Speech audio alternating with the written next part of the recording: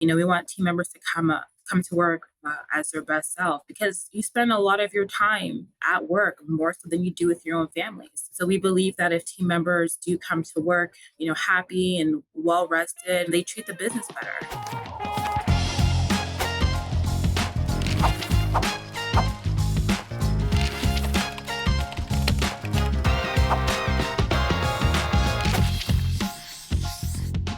Hello, workplace wellness champions. Welcome to episode 6 of the Virtual Vibe podcast, where we discuss HR strategies for a happy, healthy, and connected workforce in a work from home and hybrid world.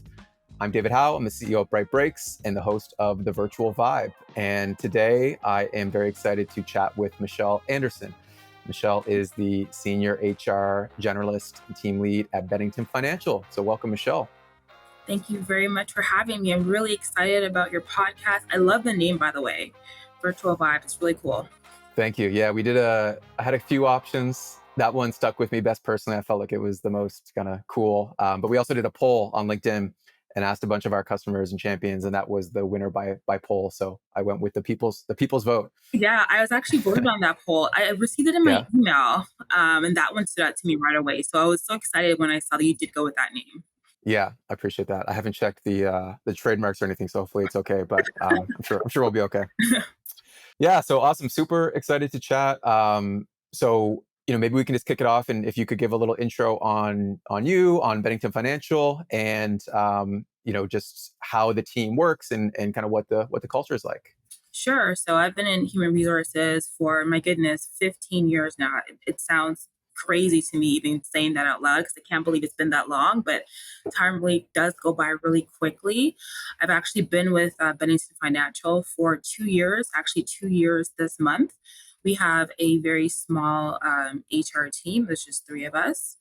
Our company is a leasing and finance company. It was actually established back in 1996, and we provide leasing solutions for both large and small businesses.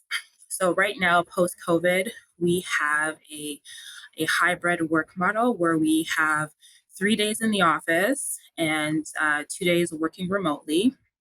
We do have employees spread out in a few different provinces. We do have employees in Alberta, in BC, Saskatchewan, just several different provinces throughout Canada. So everything that we do, we approach it with inclusivity, making sure that everybody can be a part of, all the wellness initiatives that we do. Awesome. And would there be offices in all of those provinces? No, there are not offices. There is an office in Alberta, but most people do work remotely. Got it. And so that's an interesting point on doing wellness initiatives to make sure that it involves everyone. And that's obviously the remote team, the hybrid team. So how do you do that? How does that work? So for our employees that are in Ontario that work in the office, so in our office, we have wellness rooms and prayer rooms as well. People use it for just time to just be quiet and be still, or some people do use that room for prayer and meditation. And it's available anytime throughout the day whenever employees need a break. And just to let somebody know that, they're in the room, we can actually flip the sign over where it says occupied, so people know not to go in the room at that time. We have 2 of those rooms in the office. We also do have a very large area where employees have lunch. It has large windows, which invite natural light in, which is very calming. There's also a ping pong table. There's a foosball table. When the weather's nicer weather, like springtime, summer, we do have picnic tables that we put outside. So where our office is located, it's a very nice area where there's a lot of trails behind our office, and there's a lot of wooded area. So again, it's very a calming environment. It's not too busy or too noisy as well. So employees are also, encouraged to go outside, spend time outside, walk the trails. And also, speaking of lunch, every Tuesday and Thursday, we do have catered lunch brought in for employees to enjoy a very healthy lunch, and the lunches change every single day. And we also have a fitness room that has a few treadmills and elliptical. There's a weightlifting area that, again, employees are invited to, work out at any time throughout the day on their breaks, lunch, before or after work. For all employees, so both employees in Ontario and our remote employees, we do have a fitness subsidy that we offer for everybody, and that could be used towards anything fitness related. So that's like gym memberships, classes, workout apparel, new gym shoes, golf clubs, anything fitness related.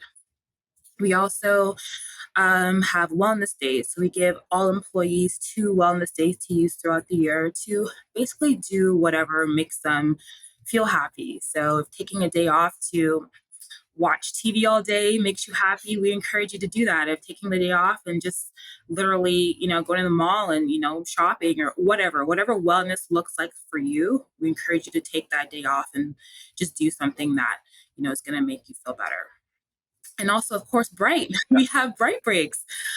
We announced our partnership with Bright Breaks last February. My goodness, I can't believe it's been well over almost 2 years since we've announced that partnership.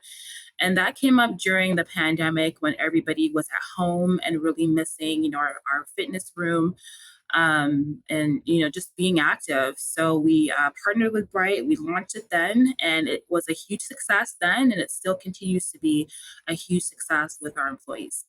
Yeah, amazing. Well, thank you for working with us for almost 2 years now. It's pretty amazing. Yeah, I was on your website. I saw, I think the thing that stood out to me, you talked about the office. There's a lot of nature, like the outdoor, lunch area, the trails and everything. I think that's a huge selling point, and clearly a big focus to have all those, I guess, initiatives on site. And do you see, like, what kind of usage do you see in things like the meditation or the prayer room or the gym? Do you see people in there often? Is it something that actually gets used? Oh, absolutely. Gym is always there's always people in the gym. So before work, so around like maybe like 7:30, 8:30 in the morning, during lunch break, everybody takes their lunch break at different times. So there's always someone in there, as well as after work for a couple of hours. So that it's always being utilized, as well as the wellness rooms too. Um, that's always being used as well too. Yeah, it's funny. I was reflecting this morning, just kind of hanging out, getting ready, and I live in an apartment building, and we have a gym at the apartment building, and it's a pretty nice gym. And ever since I've lived at that apartment building, I've been going to the gym so much more. And the reason is it's convenient. Like, I don't have to get in my car and drive to the gym or all that stuff. So having something at the office to make it so convenient so someone can do it before work, after work, it's more likely to get done because the friction is gone, right? You can just jump in, do it, and then not have to worry about, driving away to another gym. So my belief there is that these things get utilized more because they're so convenient. I definitely agree with that. Speaking from experience, there's been a lot of times for me, if I have to get in my car and get dressed, and by the time I've driven to the gym, I've talked myself out of going. And my gym is in a mall. So I end up doing everything else in the mall except going to the gym. So to your point, just having the accessibility and having, the fitness room here, there really is no excuse. I spend a lot of time at work. So it really is convenient to just, go there, work out for a half an hour, and then have my lunch after. Yeah, yeah. Physical fitness is one of those things that it can be a lot of friction if you're not in pure motivation, and who's ever in pure motivation mode to go to the gym. So making it easy helps. The other thing that I guess we do at Bright Breaks as well is those wellness days. How are those received? You mentioned watching, someone could watch TV, they could do whatever they want. Are those? I'm guessing those are well received, and are people kind of sharing what they're actually doing with the rest of the team when they actually take a wellness day? Yeah, they were very well received. People are very excited about their wellness day. Some people do share what they do use the wellness day for, and some people don't, and that's okay. We don't pry. It's whatever how they choose to spend the day to do something that makes them happy. I mean, because wellness looks different for everybody. Exactly. Yeah. Heather on the Bright Breaks team, who you know, she's been joking with me lately about making a post about watching Love Is Blind, because I told her I watched Love Is Blind on Netflix, and I was like a guilty pleasure. And she said you should totally share that. So that could be one of my wellness days, is watching a new season of Yeah, and that. it makes you happy, right? Exactly. Whatever works, and that is different for everyone, right? And some people may want to go to the gym, some people may want to just hang out and sleep in and do whatever. So I think it's great that you guys do that. And I have heard of some people using their wellness day during around the holidays to like wrap gifts. That's what they enjoy doing that, and that makes them happy. So hey, that's what makes you happy. Go ahead and do that. Yeah, for sure. And so clearly there's a lot of focus and a lot of effort being put into these initiatives. So why is that important for Bennington Financial? Like where did that come from? Where is this culture of wellness coming from, and why does it matter so much? That's a great question. So, creating a culture of wellness is important to Bennington because our team members are our most important to us. They're our most valuable. We have fostered an environment of caring. We generally care about the well-being of all team members. So we want team members to be happy and excited to come to work. We want team members to come to work as their best self because you spend a lot of your time at work more so than you do with your own families. So we believe that if team members do come to work, happy and well rested, they treat the business better. So it's just an overall around ripple effect. Yeah, well said. And it is amazing when you actually reflect on it. Is we're spending 8 hours a day, which we're up for maybe 16 hours a day, whatever that number is for people. It's a huge chunk of your life, and I do feel like, and it sounds like there's a similar alignment there, that companies do need to take responsibility for the wellness of people because they're spending so much time. It's a lot of time. So, and they're giving a lot. With the hybrid model and then some team being fully remote. So say the remote team doesn't have access to those, facilities on site, or they have access to obviously a digital program like Bright Breaks. How do you think about, making sure that that is, I guess, inclusive to everyone and giving the best? It's impossible to obviously give a physical location to those employees that are remote, but do you find ways to kind of make that up a little bit, or how do you think about that? So that's a great question. So that's a one whenever we do like any wellness initiative, we make it virtual. So that way that have our remote team able to participate and able to be a part of it as well too. Right. And I know, chatting with Heather before, she had mentioned that you do spend a lot of time in these like activities, and specifically booking a lot of keynote speakers, and the experiences that you've had with them is something that you put a focus on. It sounds like that's kind of an every month thing. Is that right? Yeah, we do we've had a lot of keynote speakers that have been again virtual because we try to make it as inclusive as much as possible, and that goes over really well. And just the private bright breaks that we have as well too, those go over pretty well. People really do look forward to those. Yeah. That's awesome. And just on the keynotes, what have you found makes bringing in a keynote speaker? What makes a good experience for the team, and what makes kind of a less good experience? Like what has worked in running that program? Again, it depends on the speaker. We've had speakers that have come in and tried to generate dialogue, and not everybody is coming to that event for that. They're just coming to learn and listen. So it depends on the speaker. I meet with a speaker before we have the event to let them know what kind of audience we have, and sometimes they listen, and sometimes they don't. They try to initiate discussion, and again, we have a few people who are really outspoken, so they will participate. But for the most part, people just like to come and learn. And how are you sourcing or finding those speakers? Is it kind of just like cold outreach? Do you have a network that you're working with? How does that actually look in practice? Yeah, I've done some cold outreaching. So, for example, LinkedIn is a great resource. I literally just search what I'm looking for and just reach out. Most people are very nice, and they respond right away. We work together. I do have a network that I reach out to, and sometimes I work with them, and sometimes I don't. And do you have, I love to get tactical. Hopefully the listeners like that too. But do you have a budget that you set aside every year for that? Is it something that you're kind of asking the speakers to come in and do for free? Like how does that work? Yeah, so it depends on what kind of speaker. So, for example, I'll give you an example. We had a speaker come in for Holocaust. We have a person that wanted to, celebrate that. So we reached out to a speaker, and they did not charge anything to come in and do that presentation. And then we have other speakers that come in that they do have a set budget, and most people do work within our budget. Yeah, it's a good example, and it's a few other folks I've interviewed.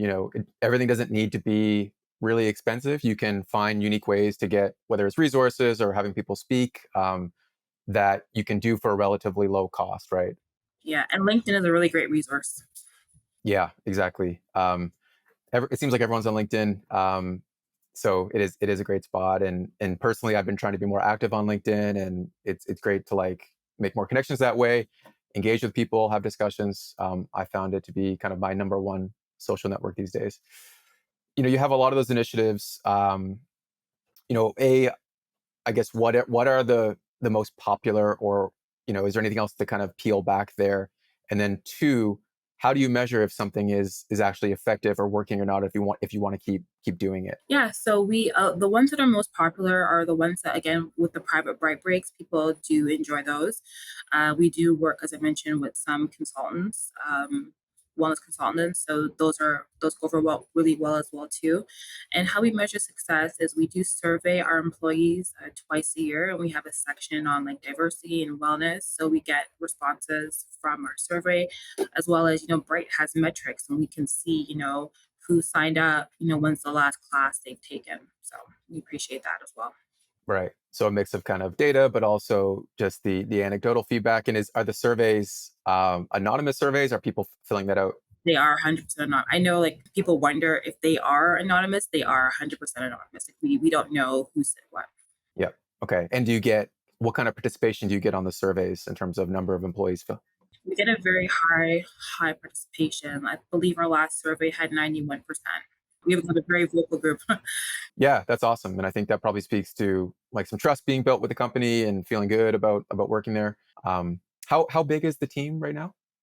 Our whole team is just under 200 employees across Canada and Ontario. Awesome. And anyone on the East Coast?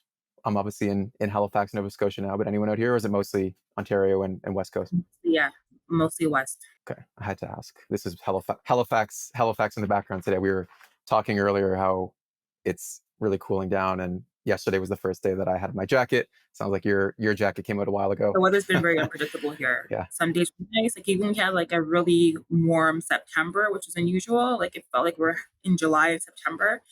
And then the next week it was like back down to like seasonal temperatures.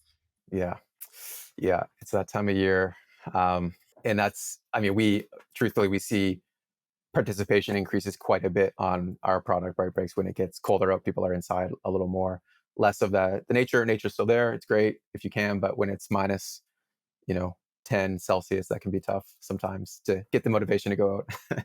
We have touched on tools, and you mentioned LinkedIn. You obviously mentioned some of the products. Is there anything else there that what in terms of tools that you lean on? Like, what do you use to send out surveys, maybe as an example? Is there anything else that you lean on to help support the culture of wellness?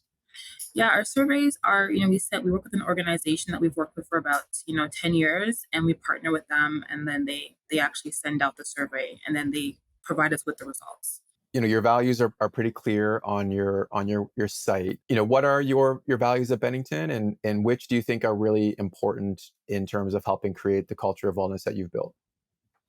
Yeah, that's a really great question. One of the values that stands out to me is that we trust our team members, and we encourage them to be their best selves, to show up as their best selves. We want people, as I mentioned before, coming to work happy, coming to work excited, and wanting to be here. Because again, like the success of our business is determined by how well our employees perform. And if you treat employees very well, then they're going to. Where did that come from? Like, where, because I know a lot of companies struggle with this, right? Like, how do we do this? But so is that coming kind of from the very top of leadership? Is that something that's just been built into the DNA of the company as long as it's been here? Yeah, so this company started, as I mentioned, back in 1996, and it was started in the basement of our founder's home. It was just one person, him and his wife, and then they grew the business till about, I believe it was 25 employees, and they found office space. So he has always had that mentality. And we have a lot of employees that started very early on in this journey with our former founder, and we've managed to just keep that culture. It was always ingrained in our culture. We try to treat everyone like family. Like, that's our culture here. Everyone is treated like family. We're not looking at every single person as the same. Everybody's situation is unique and different, and we treat everybody as such. So, you know, just circling back to what you're asking, it's just been the foundation of the company since day one, and we've managed to hold on to that until now. Yeah, amazing. Built into the DNA from the get go. And is the original founder still active within the company, or is he? No, he's since retired. Well, sorry, excuse me. He calls it refocus. He's refocused. He doesn't like the word retired. He just says he's just refocusing his time to something. Yeah, I can relate to that. I can't. It's a long ways away from me, retirement, but it's a scary word. Yeah. Um, I mean, this has been really awesome, and I think helpful to people that are listening, and especially those companies that are in the same similar hybrid role as Bennington. Um, so what advice or recommendations would you have for folks in HR roles who are just starting to try to think about building a culture of wellness for their teams? What advice would you have for them? I would just start by asking the question, asking your, remote workers what they would like. You could do so by sending out an anonymous survey and getting feedback that way. Or another thing they could possibly do is, have a virtual focus group is another option. And that way you're asking questions and you're receiving feedback instantly, feedback and ideas instantly from your team members. Wellness looks different for everybody, as we talked about. So I would also say, like, when you do start having wellness initiatives, you might not get the turnout that you're looking for, but that's okay. As long as you get somebody on board, it'll catch on eventually. Hmm. Yeah, it's like simple in a lot of ways, but just get started, get feedback, and build kind of brick by brick, right? Because it's not going to be a big success overnight. You have to get things sharing within the company. um, a good reminder. Okay, awesome, Michelle. This was great. Any kind of final thoughts or questions that we can before we wrap up? Yeah, no, this is a very great experience. And just, thank you for inviting me. And I really appreciated being here. I did want to talk about Bright. So, can you, for me, let me know how Bright started? Yeah, thank you for the question. You may not know this actually, and a lot of people don't know this. We actually originally started as a different business. So the business was called CribCut, and it was totally different than what we are today. It was a kind of Uber for haircuts business. So yeah, and we started off by building this service. We'd visit people's homes, do haircuts, blowouts, all these different things, and cuts and styling. And eventually, we actually pivoted to a model where we did that at the workplace. So we would visit office locations. We'd set up kind of a mini salon in an office, and employees could come in and do haircuts or whatever hair service we offered. And that was going well. And then, of course, the pandemic came, and pretty much all offices shut down almost overnight. But what was interesting was we were already, we had hundreds of offices we were visiting, and we were expanding our services beyond hair. So we were getting into things like dry cleaning, like wellness services, like other things that we could do on site. um, and it became pretty clear pretty early on in the pandemic that a things weren't coming back to normal anytime soon, and then b, even when we're kind of back out of this, the way that employees work and the companies work is going to change. And so what we decided to do was kind of took a bet on evolving our product, and we saw an opportunity to kind of deliver the same values that we did with the haircut service, which was promoting work-life balance, promoting happier, healthier employees, um, and turning that into what is now a digital wellness program for remote and hybrid companies. And we started off, the company we rebranded to Bright. We offered kind of hundreds of longer live classes, and yoga, fitness, all of that. What we learned were it was really hard to get people to do a 60-minute yoga class on a Tuesday at noon during the workday. So we started experimenting with shorter content, as short as 7 minutes long. And when we did that, we found that people really loved the really short content. The people that tried it stuck around for a lot longer. They were taking more of them. So making it kind of snackable chunks of content was something that was really valuable to employees. So as a younger startup, we basically saw that opportunity. We shifted all of our focus there. We became Bright Breaks to really represent the 7-minute break, wellness break, and haven't looked back since. So Amazing. Wow. I yeah, found it very interesting that you started off as a company that was going into other organizations doing hair. I didn't know that. I know it's like a totally different business, and I really love that business. I won't. I enjoy a nice haircut and convenience and all that. We were talking about convenience to start, right? It's when things are more convenient, it's more likely to actually get done. So we found a lot of, like, with the hair services, we found a lot of, parents who really valued that because, they could get that trip in at work instead of having to do a night or a weekend. Um, yeah, so we're not going to bring that back. We're going to stick to what we do on the digital wellness side. But at the end of the day, I view it as like a bit of a blessing in disguise. It was one of those things that it was a hard business to build. There was a lot of, we had a lot of like people running around in different locations, and it was kind of hard to manage. And now with Bright Breaks, of course, everything is delivered digitally, and we have our teams in Halifax and in Vancouver where we are educators, where we film all of our content. Yeah, it's an interesting story. I think, you mentioned the founder of Bennington. I'm sure they have a few stories as well around, things that didn't go as expected. But at the end of the day, I like to make lemonade out of lemons, and that's hopefully what we did. Awesome. Well, this has been great, Michelle. I really appreciate it. Looking forward to obviously keeping in touch, and again, appreciate you working with us for a couple of years. You've been a great workplace wellness champion. Thank you to everyone listening today. And if you want to find more, you can visit the virtualvibe.brightbreaks.com website. We'll see you next week. Take care. Bye.